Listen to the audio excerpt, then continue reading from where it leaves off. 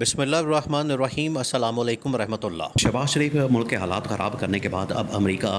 روانہ ہو گیا ہے اور امریکہ جا کے اب دنیا کو لیکچر دے گا، دنیا کو بتائے گا کہ میں نے کس طرح سے تباہی اور بربادی پھیری ہے اور مجھے اس کا کریڈٹ ملنا چاہیے، اور دنیا کے سامنے جا کے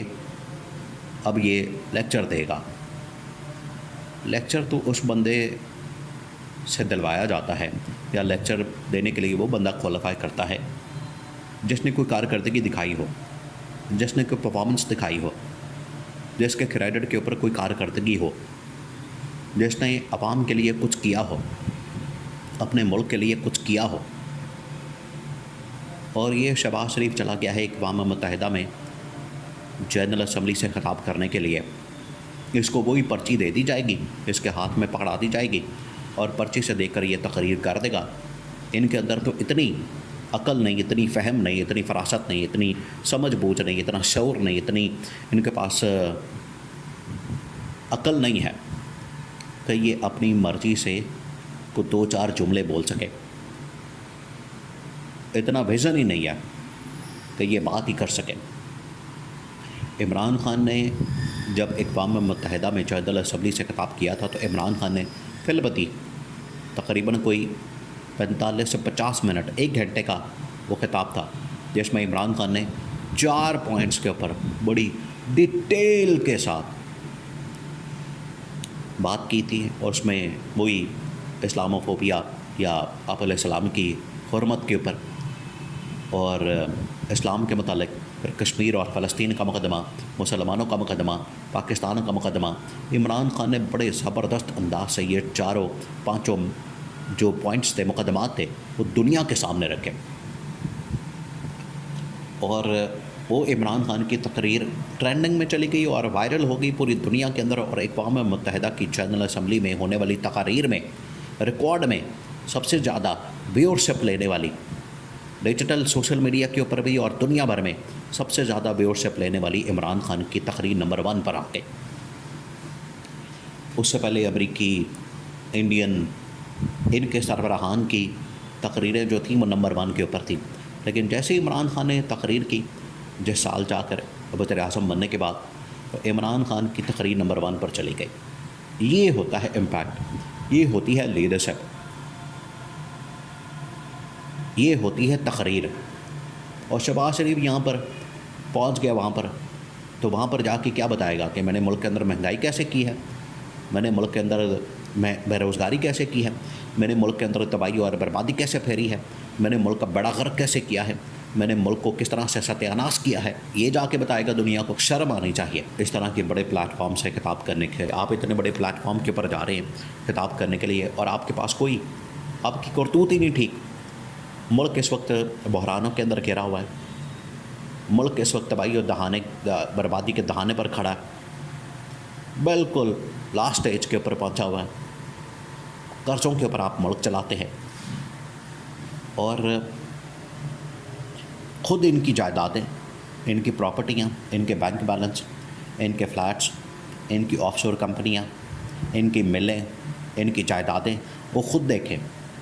ان کی جو اپنی خود کی جائیدادیں ہیں وہ دیکھیں کہ آپ حیران ہو جائیں گے کہ ملک کو کس طرح سے یہ بڑا کر کو ستیہ ناش کرتے ہیں، اور اپنی دولت میں یہ کیسے ترقی کرتے ہیں، دن دگنی اور رات چگنی، اور کیسے اس میں اضافہ کرتے ہیں۔ تو شہباز شریف جیسے ہی امریکہ پہنچا ہے تو وہاں پر بڑا زبردست قسم کا احتجاج کیا گیا PTI والوں کی جانب سے۔ PTI آپ کو پتہ ہے کہ پورے دنیا کے اندر پھیلی ہوئی ہے، پوری دنیا کے اندر وہ احتجاج کرتی ہے، پوری دنیا کے اندر وہ پروٹیسٹ کرتے ہیں، پوری دنیا کے اندر۔ تو شہباز شریف کو وہاں بھی بھاگنا پڑا، پہلے لندن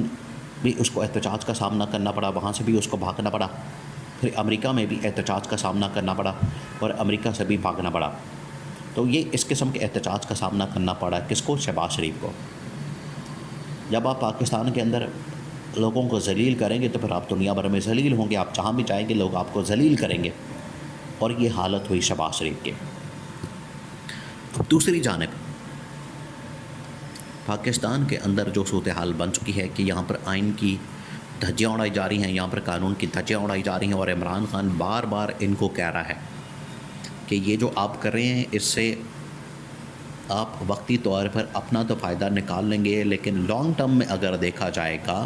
تو اس سے ملک کا نقصان ہو جائے گا، اس سے ملک تباہ و برباد ہو جائے گا، اس سے ملک نیست و نابود ہو جائے گا، اس سے ملک کا آپ بیڑا غرق کر دیں گے۔ یہ کہا جا رہا ہے کہ آپ ملک کا بیڑا غرق کر رہے ہیں، آپ اپنے آپ کو ٹھیک کریں، آپ اپنے معاملات کو ٹھیک کریں، لیکن یہاں پر کسی کے کانوں پر چوں تک نہیں رینگ رہی، کوئی اس کے اوپر کوئی اس کی بات سننے کو تیار نہیں، اس کے اوپر کام کرنے کو تیار نہیں، اور یہاں پر جنگل کا قانون بنا دیا گیا ہے، جس کے دل میں جو آتا ہے وہ کرتا ہے، اپنی من مرضی، اپنی من مانی، اپنی چلاکیاں، یاریاں، مکاریاں، سازشیں، یہ سب کچھ کر رہے ہیں۔ عوام کی اور ملک کی کسی کو فکر نہیں ہے، اور اس حکومت کے ہوتے ہوئے تو عوام نے جو بھگتا ہے، عوام نے جن مسائل کا سامنا کیا ہے، عوام جس قسم کی پریشانیوں سے، عذاب سے گزرے ہیں،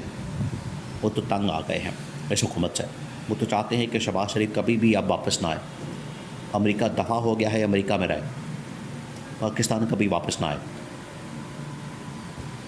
وہ تو یہ چاہتے ہیں۔ تو اس طرح کے جمہوری ملکوں میں جا کے دیکھیں، آج یہ نون لیگ والے، پیپلز پارٹی والے مثالیں کس کی دے رہے ہیں؟ آئینی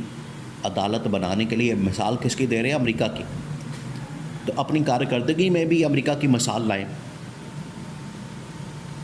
اپنی پرفارمنس کے اندر بھی امریکہ کی مثال لائیں کہ وہاں پر امریکہ میں حکومتیں کس طریقے سے عوام کی فلاح و بہبود کے لیے کام کرتی ہیں اور عوام کو اٹھاتی ہیں، عوام کا معیار زندگی بلند کرتے ہیں،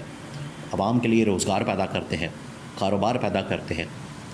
ان کے لیے مہنگائی کا خاتمہ کرتے ہیں، ملک کو ترقی اور خوشحالی کی جانب گامزن کرتے ہیں۔ امریکہ کے اندر تو حکومتیں یہ کرتی ہیں، تو آپ نے اپنی مرضی کا وہاں سے ایک چیز اٹھائی کہ وہاں پر کیونکہ امریکہ میں آئینی کورٹ ہے، اس لیے ہم نے بھی بنانی ہے، تو باقی کام آپ کے ابے نے کرنے ہیں، باقی کام بھی کریں۔ آپ کو صرف آئینی کورٹ اپنی مرضی کی نظر آئی ہے چیز، باقی چیزوں میں آپ بالکل انے ہو گئے ہیں۔ اپنی مرضی کی چیز آپ نے اٹھا لی،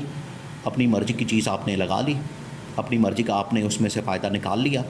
اور وہ فائدہ کیا ہے؟ وہ فائدہ یہ ہے کہ ہماری حکومت، ہمارا اقتدار، ہماری لوٹ مار، ہمارا حلوہ مانڈا، اور یہ سارا نظام حکومت اسی طرح سے چلتا رہے۔